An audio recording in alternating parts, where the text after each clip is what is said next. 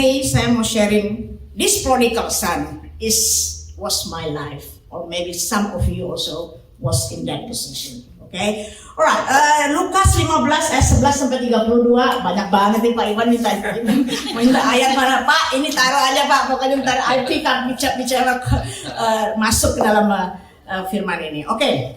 Yesus berkata lagi, ada seorang mempunyai 2 anak laki-laki. Kata yang bungsu kepada ayahnya, "Bapa, berikanlah kepadaku bagian harta milik kita yang menjadi hakku." Lalu ayahnya membagi-bagikan harta kekayaan itu di antara mereka. Beberapa hari kemudian, anak bungsu itu menjual seluruh bagiannya itu lalu pergi ke negeri yang jauh. Di sana ia memboroskan harta miliknya itu dengan hidup berfoya-foya.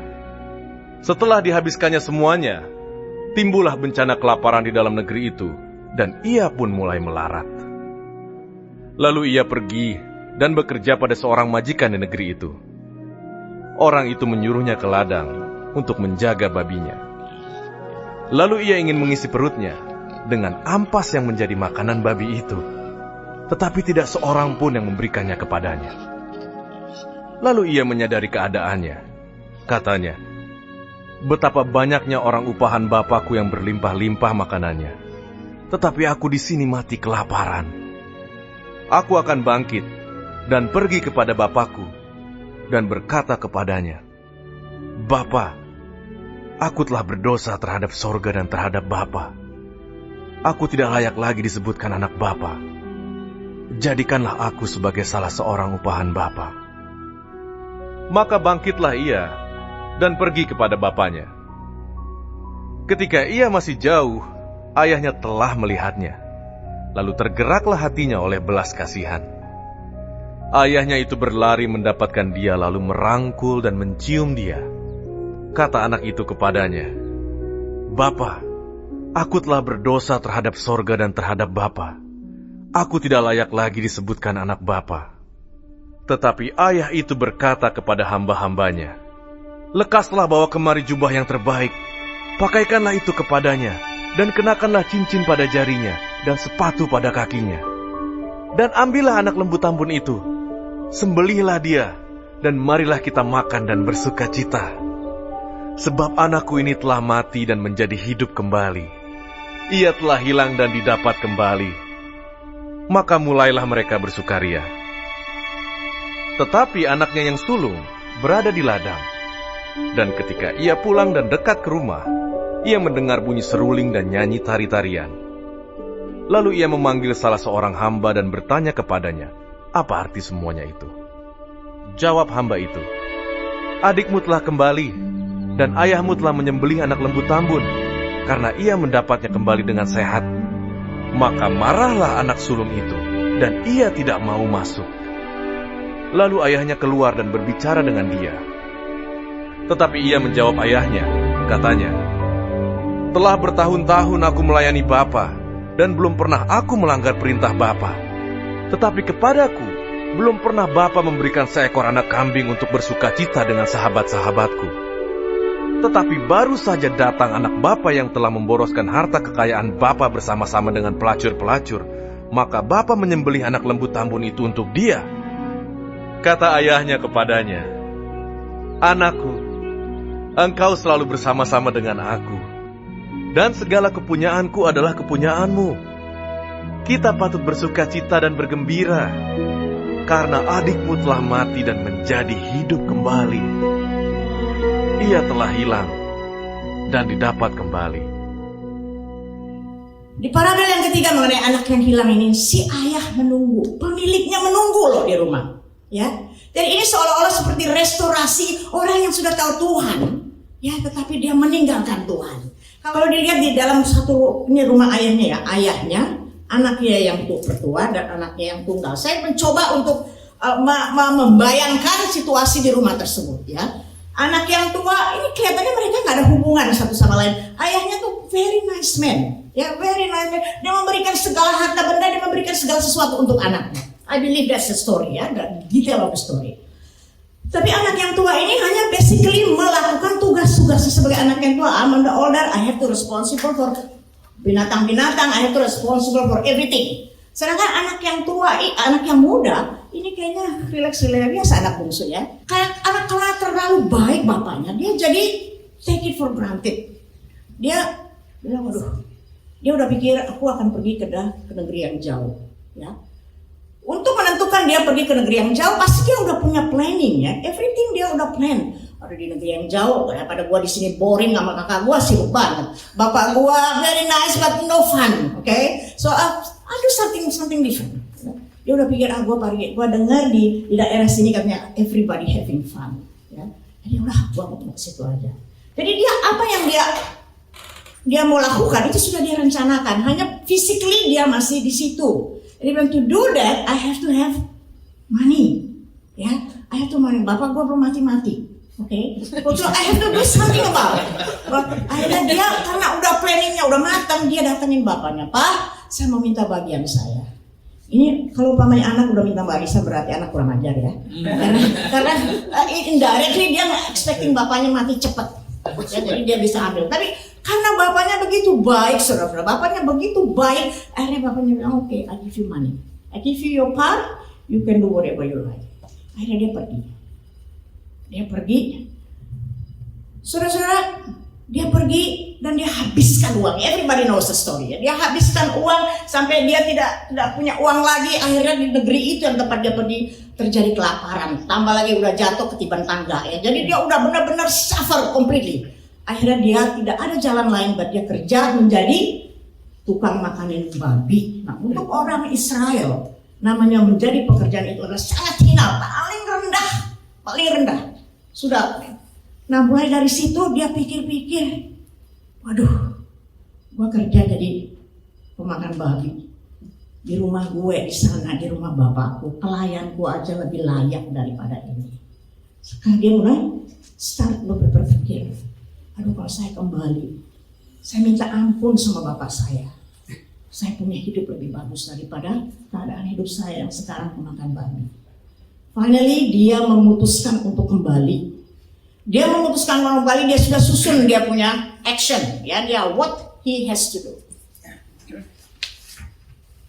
Akhirnya dia memutuskan, oke, kalau gua kembali gua akan cium kaki bapak gua dan gua minta ampun, gua bilang gua nggak mau lagi dengan gua punya hak apa-apa, I don't want anything from you atas. Yang penting gua kembali dan gua minta ampun.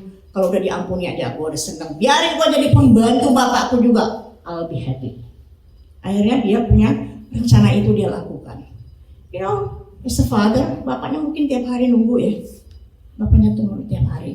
Bapaknya lihat dia dari berapa jauh begitu, bapaknya udah langsung lari dan memeluk dia. Saudara, ini adalah benar-benar karakter Tuhan. Tuhan itu menunggu kita. Ya, Tuhan menunggu kita. Saya akan menyampaikan kesaksian saya mengenai hal ini. Ya. Tuhan menunggu kita. Kita udah sebagaimana seperti dikatakan di Roma 1 ayat 18-24 ya. Kalau umpamanya kita itu udah kenal Tuhan, ya. Kita tahu Tuhan itu ada, di mana-mana Tuhan itu ada. Tapi kalau kita tidak mau memikirkan mengenai Tuhan dan kita mau pikirkan tentang pikiran kita sendiri, Tuhan izinkan kita lakukan apa yang kita mau. Tuhan tidak akan stop kita untuk tidak don't do that, that's bad for you. No. Karena kita sudah tahu Tuhan, kita baca di Roma 1 ayat 18-24. Tuhan izinkan kita untuk melakukan apa yang sudah kita inginkan. Ya. Saya kembalikan kepada kehidupan saya, saudara-saudara. I still have 2 ladies for a testimony here. So I just straight to the point. Waktu mami saya punya anak 10. Waktu dia punya anak 8, saya sendiri perempuan. Jadi saya nggak pernah main boneka, oke? I just main perang-perangan, naik pohon, loncat sini. So that's all my friends. Sampai saya kuliah, saya punya teman grup laki-laki. I don't wearing makeup until I work for the office. Anyway, jadi mami saya waktu kita kecil-kecil dia udah drag kita pagi-pagi bangun semua harus ke sekolah minggu. Mami saya kasih tahu mengenai Tuhan. Mami saya tuh very godly bener. Pokoknya semuanya. Akhirnya saat kita udah gede, kita hidup kita sendiri-sendiri. Mami saya gak drag kita lagi untuk ke gereja ya, karena we already grown up. Saya kerja, gaji begitu dapat kerjaan pertama, saya langsung bayar perpuluhan. Mami saya bilang, kamu gak gereja-gereja, uang perpuluhan kamu yang masuk surga, kamu gak masuk surga. Ya, you pay for puluhan, kamu tidak mengikuti Tuhan, bagaimana itu? Saya Mamla, udahlah Mami aja doain kita. Tadi saya tuh hatinya berbiru-biru karena doakan 10 anak dengan namanya, setiap nama anaknya disebutin.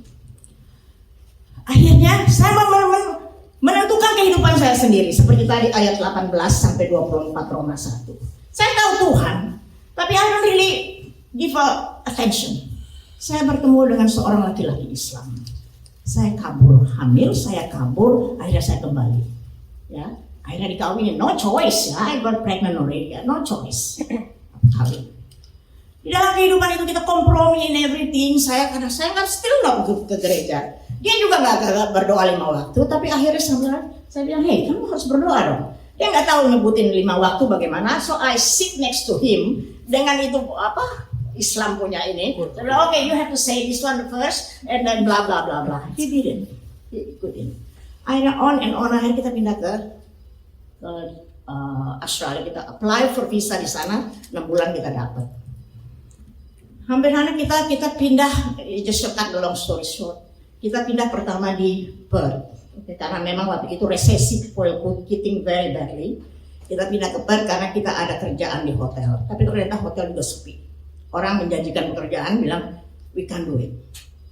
Akhirnya ya udah, terus tetangga kita tinggal di apartemen, tetangga saya bilang, if you want to work in Australia, you must have a certificate issued in Australia. Okay, terus saya kembali ke college. Hampir setahun. Anyway, akhirnya setelah selesai, Ance adik-adik saya yang di sini bilang, yuk kamu datang aja ke Melbourne. Oke, kita datang ke Melbourne, more opportunity. Akhirnya sebelum kita datang ke Melbourne, ada beberapa kali ada orang ketok pintu di apartemen kita. Aku buka, aku lihat, oh pretty handsome guy, 2 men with dengan jas, dengan jacket dan tie, pretty handsome. Hey, we want to talk about Jesus. I said, all right, if you want to talk about Jesus, come in. Jesus, I know Jesus for my mom and everybody, ya. Mari silahkan. So they come and talk about Jesus. Ternyata mereka orang Mormon, ya. Mormon. So I don't know, pokoknya tahunya about Jesus. Saya committed as a Mormon. Saya dibaptis sebagai Mormon and everything like that. Ini Anja udah ribut-ribut di sini. Anja udah, lu gila lu katanya. Oh, they talk about Jesus, why not? You know? So I just okay with that. Akhirnya kita pindah ke sini. Anak saya Dinda, kita join dengan yang di sini yang di dekat sini ya, ke Jesus Christ. Dinda juga dibaptis menjadi Mormon. Okay? So we just completely happy Mormon. Anyway. Terus satu kali ada teman dari Johnny, dia ada agak kadang-kadang suka kemasukan. Akhirnya aku bilang, kok panggil aja orang Mormon gua, pasti bisa. Rupanya dia tangkinya pakai nama Melkisedek, short pakai nama Yesus Kristus. Anjir udah pada ribut. Anyway, everybody ribut about that. Tuhan izinkan itu semua terjadi di kehidupan saya. Karena I don't want to know about it. I know the Jesus Christ name, but I don't know. Saya tidak mau mengenal dia sebagai, saya tidak not interested mengenai secara pribadi. Akhirnya saya sampai sini nggak ada kerjaan, saya dipanggil sama bos saya di Jakarta, suruh kembali. Kalau kamu mau very good salary, like expatriate salary because you're from Melbourne, okay? Kita punya proyek. Saya kerja di Jakarta, I got very good job. Kita building Landmark Tower, kita building Mulia Tower, kita building Ratu Plaza waktu belum ada. Okay? So aku pulang. Saya pulang ke sana Tuhan. Di Jakarta saya kerja di sana. Saya kirim uang ke sini untuk suami saya bayar rent. I sent the money here just to help them. Okay? Karena anak saya 2 di sini, sama Anja segala. Anyway, satu hari rupanya Tuhan had enough of me ya. Tuhan akhirnya kasih mimpi. Mimpi itu seperti video gede banget, mimpi clear, very clear. Tuhan kasih lihat saya, suami saya making love in bed with a woman. Akhirnya saya bilang, wah ini buset, kok bisa begini, saya telepon dia. Hey, saya mimpi begini. Only dream, don't worry about it. Okay. Akhirnya saya putuskan untuk kembali ke Melbourne. Saya putuskan kembali ke Melbourne. Yes, everything is true. Everything is correct. Akhirnya kita berpisah. Kita berpisah karena dia punya perempuan lain. Saya kasih kesempatan beberapa kali. Akhirnya I couldn't stand anymore. I kick him out. Saya Akhirnya saya menjadi single mom, 2 kids, ada ponakan juga tinggal sama saya. Saya tinggal di sini di rumahnya di belakang. Saya kerja sebagai konduktor shift malam siang ini. Akhirnya karena saya jatuh begitu, akhirnya saya terima Tuhan Yesus. If not like that, I don't think I will come to Jesus. Ya, jadi Tuhan izinkan semua ini terjadi, apapun yang terjadi dalam kehidupan kita. I don't know what happened in you, but I was once being this anak yang hilang. Jadi walaupun kita sudah menjadi orang lahir baru dan sebagainya, tapi kita kalau ada pikiran-pikiran kita yang kiranya untuk mengajak kita untuk berbuat serong, jangan entertain that. Karena it start from the beginning, a small seed, and then after you think about it, akhirnya nanti Roma 1:18-24 kalau kita ngotot, Tuhan akan membiarkan kita melakukan. You understand ya? Ya, jadi kita kalau memang ada pikiran-pikiran yang sudah macam-macam tengking dalam nama Yesus, kita bawa dalam doa itu harus seperti nafas orang Kristen. Ya, saya membesarkan anak-anak saya sampai mereka kawin without any help. So, my ex-husband bayar kan di sini pakai ada apa namanya? Child support. Oke? Bilang, "Nek, gua nggak sanggup nih bayar child support." Oke, kalau mamanya lo misalnya 500 satu bulan misalnya. Lu bikin aja 200 satu bulan, tapi lu perpanjang deh waktunya. Instead of sampai 18, lu bikin sampai 25, I don't mind. Oke, as long as lu. Oke. Begitu anaknya udah 18 gitu. Udah selesai ya, gue punya ini lah. What's wrong? I said, what about our agreement? Whatever. Akhirnya, you know what? Karena Tuhan Yesus, saya sanggup membesarkan anak saya yang 2. Saya kasih mereka kawin, ya mereka saya berdoa. Akhirnya ibu-ibu yang masih muda doakan untuk jodoh anak-anaknya. Penting jodoh anak-anaknya, karena kalau jodoh salah, hidupnya miserable. I'm telling you. Oke, saya doakan untuk anak-anak saya. Anak-anak saya mau mendapat orang yang percaya Tuhan dengan mertuanya, besannya juga oke ya. Kedua besan saya. Ya, jadi anak-anak saya tahu persis bagaimana saya menghidupkan mereka dengan hasil uang sebagai konduktor jual tiket di atas tram. Oke, dan mereka appreciate that one. Ya, jadi mereka, saya bilang, look, mama kasih makan kalian dengan uang bersih, uang my keringat, bukan uang korupsi, bukan uang apa. Oke, uang korupsi is you be careful about that. Uang bersih. Tuhan Yesus kasih mama kekuatan untuk menghidupkan kalian sampai kalian bisa. Oke, kalau saya lihat kembali hidup anak-anak saya dengan keluarganya, I'm so proud of my Jesus, because without him I cannot do this. Okay, without him I cannot do this. Sampai hari ini saya udah almost 68 years old, almost 70. I will hit 70 very soon.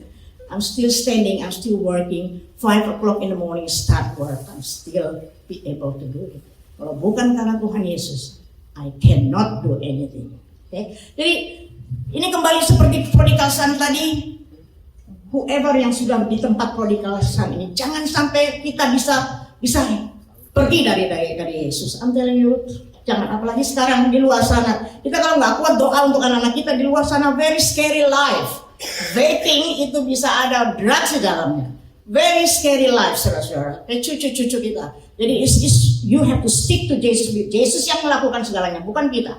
I don't do anything. I just ask him to do my work. You know? Jadi dia yang do semua, dia yang atur semuanya. Sementara itu anak yang tua, saudara-saudara. Anak yang tua kalau bercerita ini. Ya, dia terus malah dia waktu ke adiknya kembali, dia itu marah loh. Why you spoil him? I'm doing everything here. Aku do everything. You didn't do any party for me. Ya, banyak orang-orang Kristen yang begitu. Mereka pikir dia do anything, they already do something. Jadi di luarnya aja. Padahal Tuhan Yesus melihat hati kita. Tuhan Yesus yang lihat itu adalah yang di dalam inner being, our inner being yang matters to Jesus. Ya, karena Tuhan bilang apa? Apa yang masuk ke dalam? Apa yang masuk ke dalam itu tidak ada yang menjijikan karena keluar lagi di toilet. Tapi apa yang keluar dari dalam itu yang menjijikan. Ya, jadi Tuhan Yesus yang care, Tuhan Yesus hanya melihat yang dari dalam. Rasanya kita we don't have to be beautiful, we don't have to whatever driving nice car whatever. Tapi kalau hati kita sudah bersama Yesus, nothing matters. Amin. That's all my message for today. Kalau ada saudara-saudara yang sudah sedikit-sedikit keliling setan tuh biangnya setan kalau dikirim ke orang-orang percaya, jenderalnya setan. So you have to be careful. Kalau kitik-kitik di telinga, dalam nama Yesus berdoa. Berdoa untuk anak-anak, jodoh anak-anak kita tuh penting. Doa.